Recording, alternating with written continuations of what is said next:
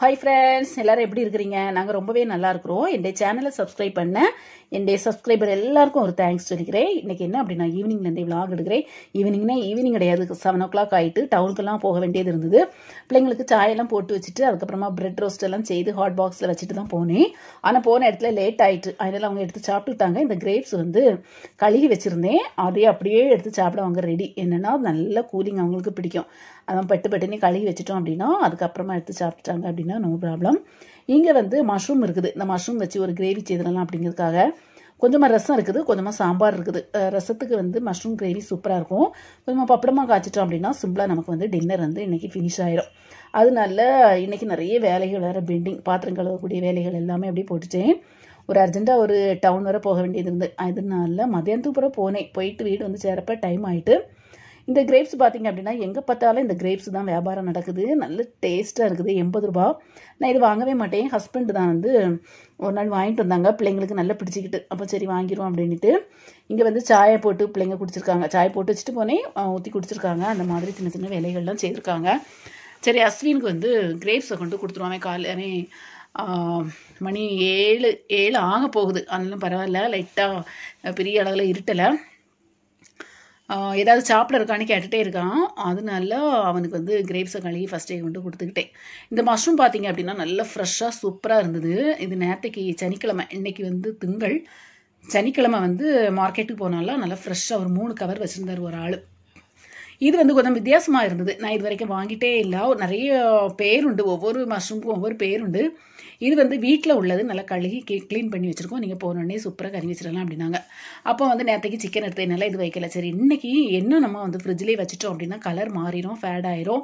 அதுக்கப்புறமா அதுக்குள்ளே எஃபெக்டே போயிடும். அதனால தூர தான் போட நிறைய நாள் அப்படி தூர போட்டிருக்கேன்னா அதனால இன்றைக்கி வச்சிடலாம் அப்படிங்கிறதுக்காக கொஞ்சம் ஆனியன், தக்காளி பழம் எல்லாமே கட் பண்ணிகிட்டு இருக்கேன். 2 ஆனியன், 2 தக்காளி பழம் போட்டு நல்லா நான் வந்து கிரேவியாக வைக்கணும்னு நினைக்கல, உலர்த்தி எடுக்கலாம் அப்படின்னு பார்த்தேன். ஆனால் வந்து ரசம் இருக்கிறதுனால கொஞ்சம் கிரேவியாக வச்ச, கிரேவி மீன்ஸ் ரொம்ப இல்லை, லைட்டாக கொஞ்சம் இந்த கிரேவியெல்லாம் குழச்சி சாப்பிட மாதிரி இருந்து அப்படின்னா ரொம்ப நல்லாயிருக்கும். அப்போ அதனால ஆனியன் வந்து பெரிய ஆனியனில் 2 ஆனியன் இந்த மாதிரி சின்ன சின்ன பீஸாக கட் பண்ணோம் அப்படின்னா நமக்கு வந்து வதக்கிறதுக்கு ஈஸியாக இருக்கும்.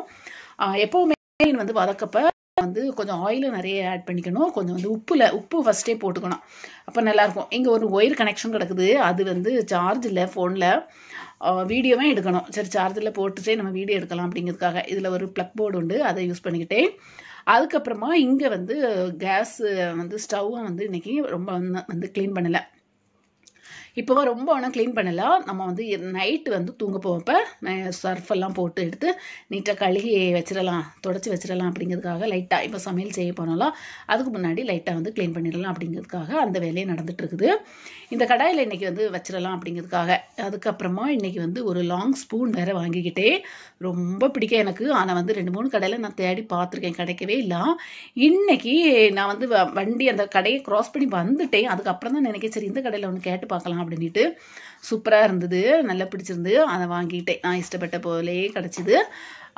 அந்த மாதிரி ஸ்பூனை வாங்கிக்கிட்டேன். அதை வச்சு தான் இந்த கடாயில் நம்ம செய்யப்போ அழகாக இருக்கும். இன்றைக்கி ஃபுல்லாக நம்ம வந்து வதக்கிறது எல்லாமே அந்த ஸ்பூன் தான். இப்போ உங்களுக்கு பார்க்கும்போது தெரியும்.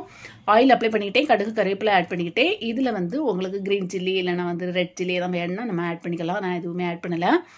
இன்றைக்கி வந்து சில்லி பவுடர் போட்டு தான் நம்ம செய்ய போகிறோம். இதில் வந்து ஆனியனும் தக்காளி பழம் ஆட் பண்ணிக்கிட்டு நல்லா வதக்கிட்டே, இப்போ மல்லித்தூள் வந்து நமக்கு வந்து குறைஞ்சிட்டு அதனால இந்த கண்டெய்னர் அந்த டப்பா எடுக்கணும். பெரிய டப்பாவில் போட்டு வச்சுருந்தேன், அதை வந்து ஃபினிஷ் பண்ணிடலாம் அப்படிங்கிறதுக்காக அதுவும் செய்துக்கிட்டேன், ஸ்டோர் பண்ணிக்கிட்டேன் சின்ன டப்பாவில்.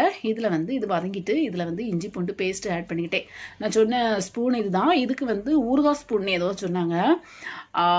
அதனால நான் வந்து இது வந்து குழி போல் இருக்குது. ஆனால் அது குழி இல்லாமல் நம்ம சாதாரண ஸ்பூன் இருக்கலாம், அதே போல் மாடல் கேட்குறதுக்கு அதுவும் வாங்கிக்கிட்டேன். அதுவும் ஒன்று வாங்கினேன், இதுவும் ஒன்று வாங்கிட்டேன்.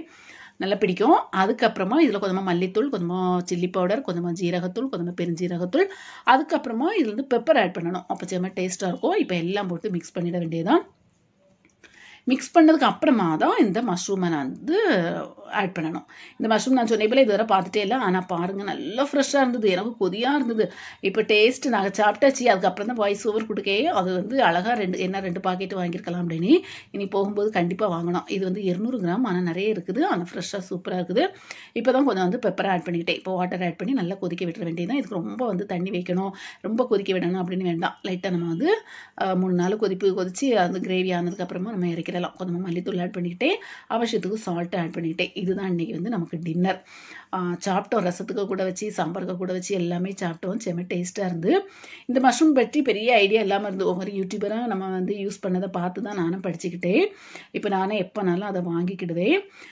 நமக்கு வந்து டின்னர் ரெடி ஆகிட்டு கொஞ்சம் பப்படமாக காய்ச்சி கொஞ்சம் சாம்பார் ஃப்ரிட்ஜில் இருந்தது, அதுவும் சூடாக்கி வச்சுக்கிட்டேன்.